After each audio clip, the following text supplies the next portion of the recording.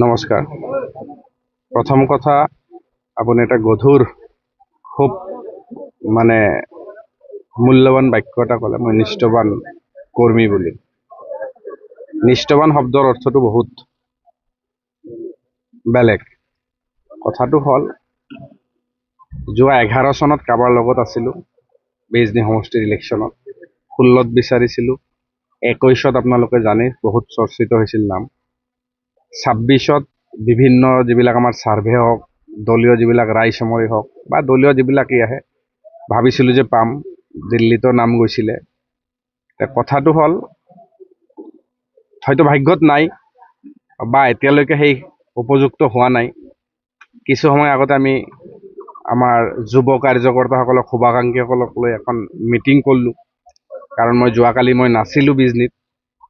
তেওঁলোকে দুখ কৰি আছিলে, বিভিন্ন শুভাকাংক্ষীসকলে ফোনত কথা পাতি আছিলে। মই বোলো আজি লগ পাম, সকলোকে আজি লগ পালোঁ, তেওঁলোকৰ মতামত শুনিলোঁ। কথা হ'ল, চাওক, মই অৰূপনাথ হিচাপে, মই গাঁৱৰ, মোৰ ইণ্টাৰভিউত আপোনালোকে দেখিছে, মই গাঁৱৰ খুব সৰু ঘৰৰ ল'ৰা।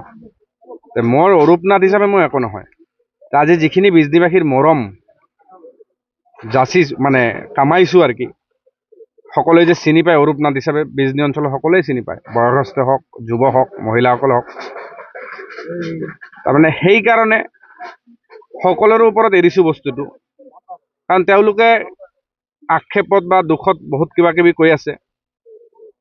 কথাটো হ'ল, এতিয়াও হয়তো বহুত কাম কৰিব লগা বাকী আছে। বিজনী সমষ্টিৰ কাৰণে উপযুক্ত হয়তো এতিয়াও হোৱা নাই, কিন্তু এটা কথা মই নক'লে নহ'ব, বিজনী কিন্তু আমাৰ আৱেগ। বিজনী আমাৰ আৱেগ। ইয়াতে আমি 8জন প্ৰাৰ্থী প্ৰাৰ্থিত্ব বিচাৰিছিলোঁ, আমি কোনেও নাপালোঁ। কিন্তু ভৱিষ্যততো কিন্তু বিজনীক লৈ খেলি মেলি কৰিবলৈ নিদিওঁ। এনেকুৱা কোনোবাই আহি বিজনীক লৈ খেলি মেলি কৰিব, বেপাৰ কৰিব, সেইটো কিন্তু হ'বলৈ নিদিওঁ। তেওঁলোকে কৈ আছে, শুভাকাংক্ষীসকলে, নিৰ্দলীয় খেলিবলৈ বা কিবা ক'ৰবাত বেলেগ দলত যাবলৈ। কিন্তু আপুনি এটা কথা ক'লে নহয় যে নিষ্ঠাবান, মই তেওঁলোকৰ ওপৰতে এৰি দিছোঁ, 24 ঘণ্টা সময় দিছোঁ। যে ভাবক, আজিৰ ডেটত নিৰ্দলীয় খেলিবলৈ গ'লোঁ, পিছত দুখত মানুহ নাই। সেনেকুৱা নহয়। যিটো মৰম আপোনালোকৰ পৰা পাইছোঁ, বিজনীবাসীৰ পৰা পাইছোঁ, অনাগত দিনত আৰু আগ্ৰহেৰে কাম কৰি যাম, সেইটোৱে বিচাৰিছোঁ। কিন্তু 24 ঘণ্টা সময় এওঁলোকৰ পৰা লৈছোঁ, মই সকলোৰ পৰা। আজি সেইটোৱে বিষয়ে আলোচনা হৈছে। দেখা গৈছিল যে আপোনালোকে দাবীটো আছিলে স্থানীয় প্ৰাৰ্থী হিচাপে বুলি কৈছোঁ মই, কিন্তু আপোনালোকৰ দাবীক নস্যাৎ কৰি বিজনী সমষ্টিৰ বাহিৰৰ অৰূপ কুমাৰ দেক দলে প্ৰাৰ্থিত্ব প্ৰদান কৰিলে, কিহৰ কাৰণে?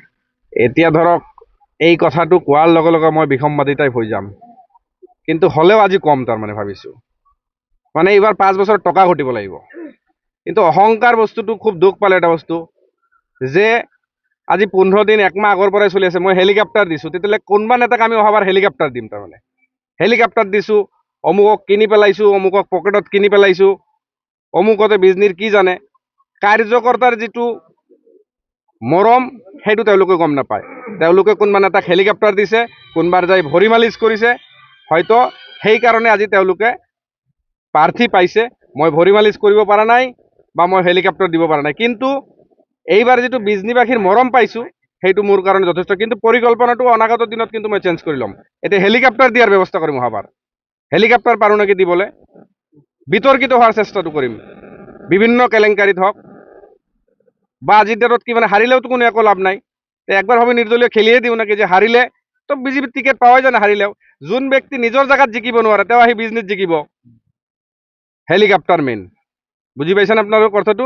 এই হেলিকপ্টাৰ দিয়াৰ ব্যৱস্থাটো কৰিম আৰু কি, চাওচোন কি হয় এতিয়া, কিমান দিন। বুজি পাইছে? সেইটো মিছা কথা। মই চাওক, এটা কথা, আজি আমি নিষ্ঠা সহকাৰে কাম কৰি আছোঁ। আমি বিভিন্ন অঞ্চলত যাই আমাৰ দলৰ নীতি আদৰ্শৰ কথা কৈ আছোঁ। এই কথা কৈ যে আকৌ কংগ্ৰেছত যোগদান, এইটো মোৰ মানে মিছা কথা। এইটো কংগ্ৰেছত যোগদান কৰাটো মোৰ পক্ষে মিছা কথা এইটো। কিন্তু এটা কথা, এইটো কিন্তু সঁচা কথা, হেলিকপ্টাৰ দিয়াৰ ব্যৱস্থা কৰিম মই 5 বছৰত। হেলিকপ্টাৰ, এটাই বস্তু, হেলিকপ্টাৰ। আৰু হেলিকপ্টাৰে কিমান দূৰ লৈ যায় বিজনীবাগীৰ ওচৰত, এইটো চাম। আমাৰো আৱেগ আছে বিজনীত। সবচে দুখৰ বিষয়ে আৰু এটা কথা কওঁ, আপোনালোকে এইটো বজাব দেই।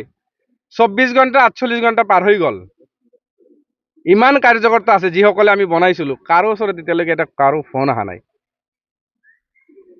বুজি পাইছে কথাটো? দুখৰ বিষয় আৰু কি এইটো। সেইটো হেলিকপ্টাৰ দিম কিন্তু হবা, এইটো বজাব আপোনালোকে।